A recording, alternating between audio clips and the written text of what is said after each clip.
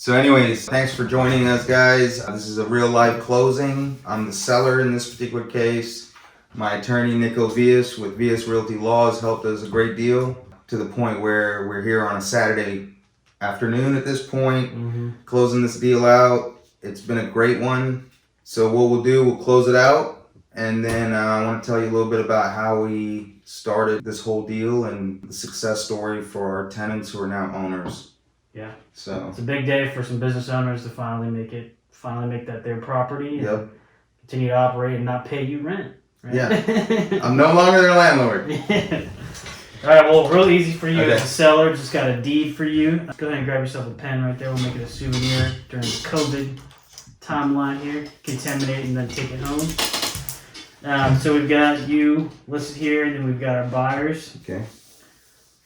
We've got a couple exceptions to the title, which are also reflected on the title policy. I've already went ahead and pre-notarized it just for your convenience. So if we go ahead and just sign that for me.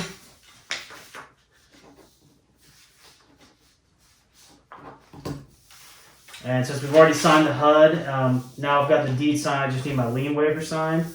Basically saying that you haven't had any contractors do any work that could file a lien that would relate back to the time that they first furnished the materials. Okay. And that's important in order to get the buyers the marketable title that they've bargained for here. Perfect.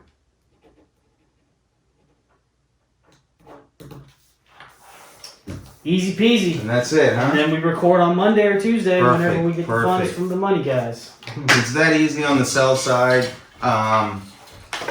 Little backstory to this property. I initially leased this property for a client of mine to a great couple. They're from the Dominican Republic, and they cut hair, and they wanted a location to start their own business. So I leased it to them. But at the time, we gave them what we call an option to purchase. It was a very interesting option. Every year that they didn't buy it, the price would go up by 2%.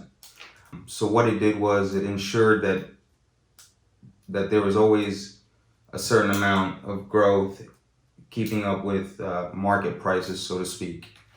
Overall, once I leased it for my client, a year later, I approached him and asked him if I could buy it, which he agreed to.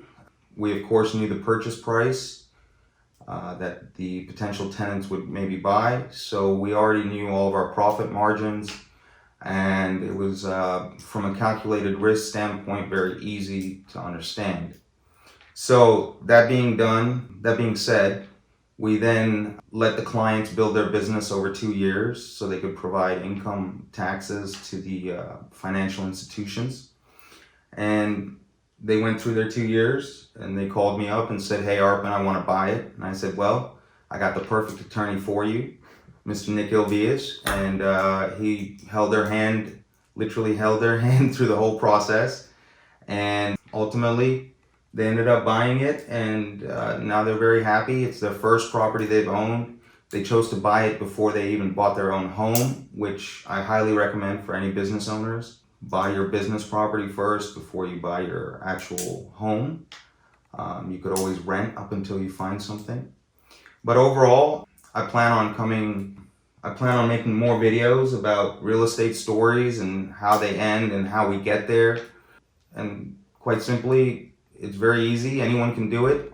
You just got to stay focused and sometimes be a little creative. Thanks for joining us.